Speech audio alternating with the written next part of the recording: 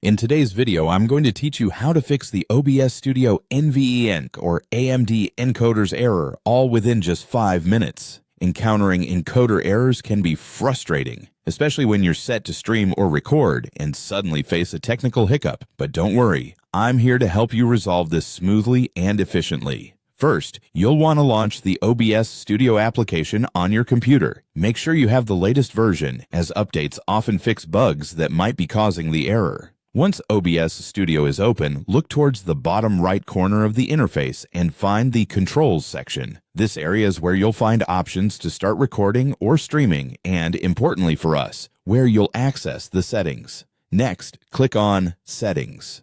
This will open a new window where you can manage various options. From here, navigate to the Output tab on the left side of the window. The Output section is critical as it handles your streaming and recording configurations.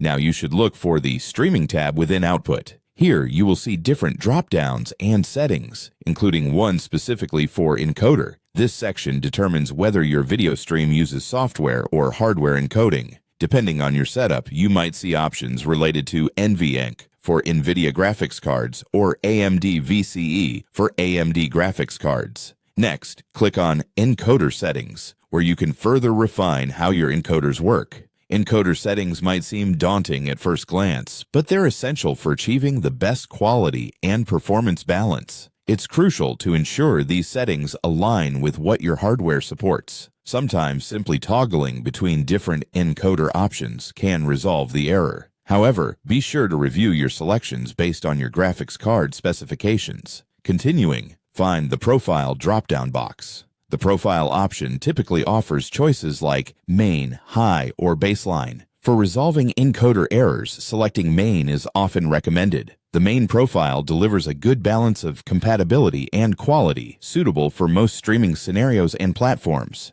After you've selected Main from the Profile options, make sure to apply your changes. It's easy to overlook the Apply button and then wonder why nothing's working. Once everything's set, hit OK to save and close the settings window. And that's it.